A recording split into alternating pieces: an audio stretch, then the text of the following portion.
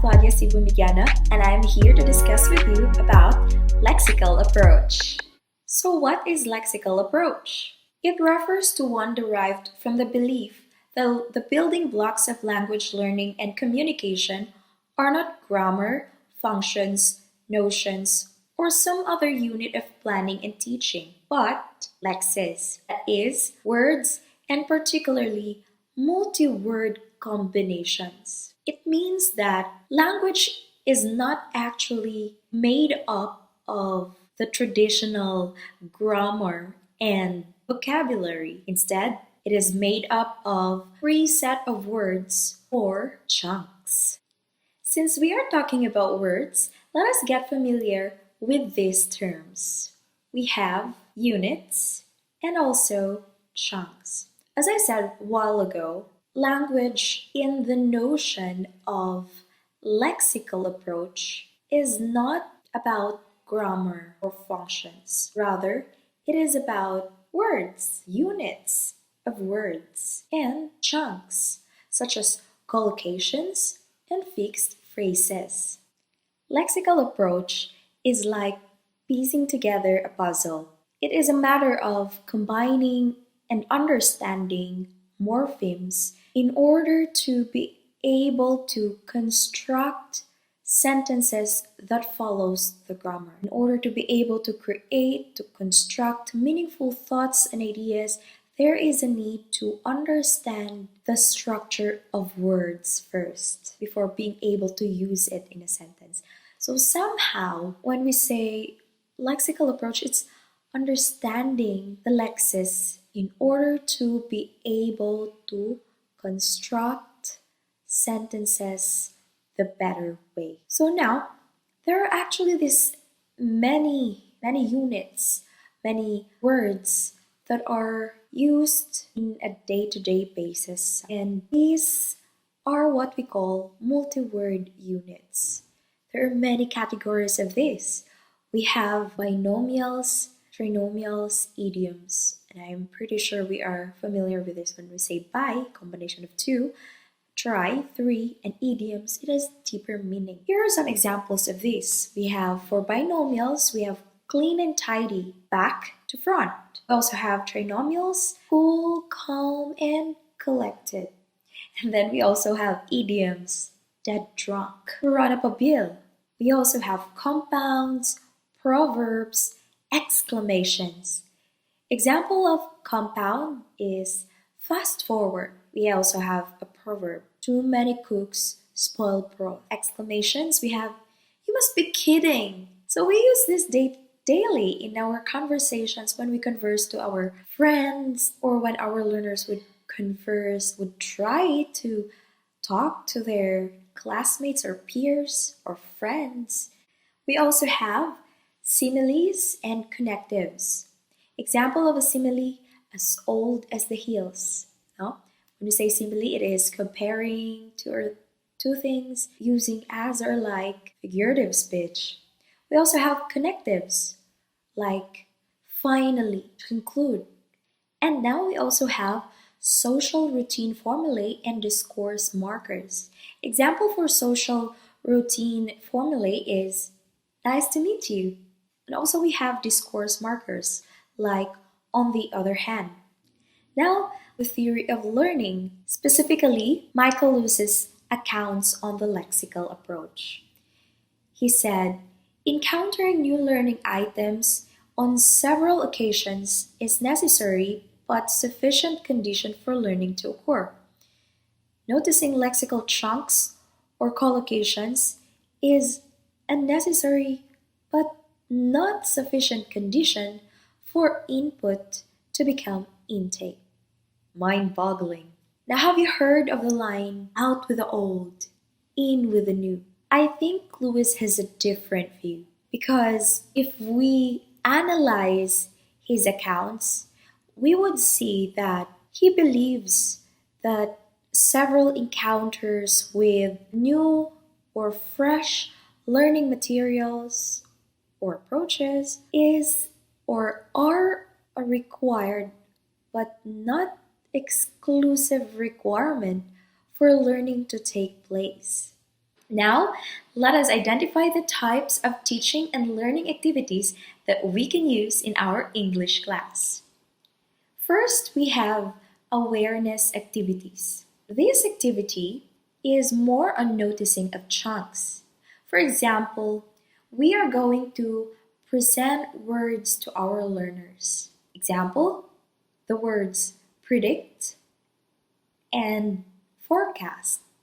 We're not going to give the meaning right away. We're going to let our learners to explore the parts of that word. We could present its etymology, or we can also let them recall where they have heard of those words. How were those words used in context? And when are these words used in a sentence? So, by giving them time to recall, they would have their aha moments. Like they would say, where did I hear that word? Ah, I heard that in the television, especially during news, in TV Patrol or in 24 Horas. Weather forecast or prediction of weather. So they will now have the idea of the meaning of those words. Ah, so it's telling something beforehand. So that is awareness activities, letting our learners be aware of the morphemes also, like presenting the etymology of the word. So they would be able to dissect words as they see it or recall where they heard it and how to use it. Then we have training in text chunking. Now, this activity is also known as chunking exercise. The thing about this activity is it's a reading activity, exploring the text. So, in this activity, we're going to give text and passages to our learners. The fun thing here is they're going to identify chunks, collocations, or fixed phrases by highlighting it, underlining it, they're going to encircle it, or putting it in a box.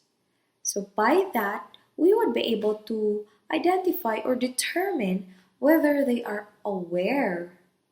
They have developed that awareness in terms of knowing whether a word cannot go on its own, whether a word is combined with other words, whether it is a collocation or a fixed phrase.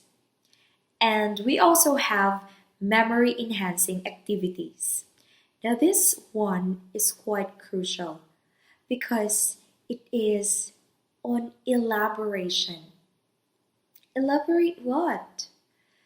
The learners are going to elaborate the word itself, the multi-word combinations. They're going to analyze the chunk. They may spell it out. They may associate words to it.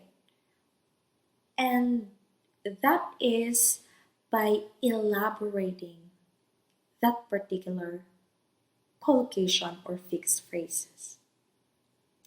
And in memory enhancing activities, the focus of this or the target of this is the long-term memory of the learners.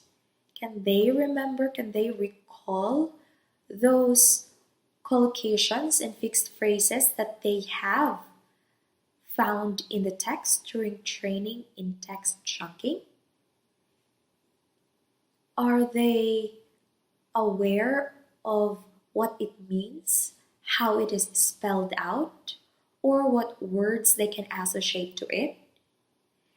And another thing about memory enhancing activities, to make sure that it lives on the long-term memory of the learners, it is the time when they picture out the word. That is why word association. They make pictures in their mind. If they hear that word, they would picture it out and they would know the meaning of it. Word or words, combination of words. And last but not the least, the complex one, the more complex one, retelling. It is when our learners are going to summarize and retell. So it is the time when they are going to use in context those collocations or multi-word combinations that they have identified, that they are aware of, that are in their long-term memory. They're going to retell it, they're going to use it, and as teachers, we're going to observe whether awareness is there, whether they were really able to identify those word chunks, and whether the associations, the word associations that they placed or surround that chunk is relevant. That is how we're going to check their retention. So again, we have 4 activities that we can use in our English class if we're going to try lexical approach. Awareness activities, training in text chunking, memory enhancing activities, and retelling. And we also have here the procedure. Reception and production. Procedural sequencing for lexically based language teaching reflect whether the focus is on awareness raising or remembering multi-word units for later use. Pedagogical chunking. Central strategy. Its essence is encouraging learners to notice chunks. Remember those activities, those types of teaching and learning activities? These are found in the procedure. We have here independent language learning. Can you still remember the retelling activity? So that is actually part of independent language learning.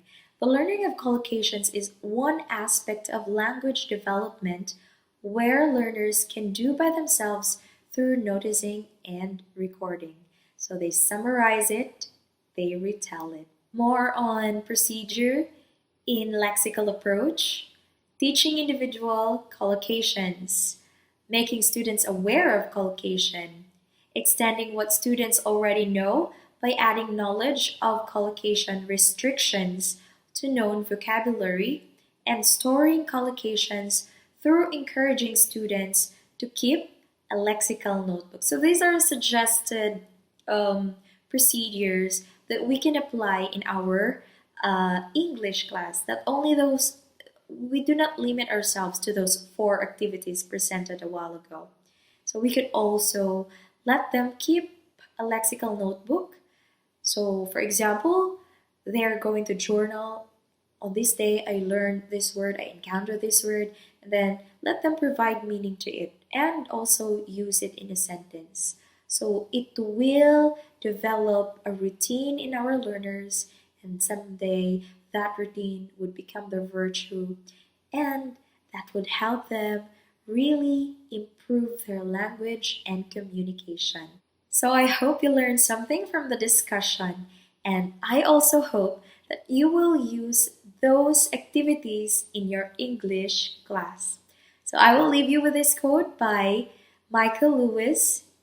A central element of language teaching is raising students' awareness of and developing their ability to chunk language.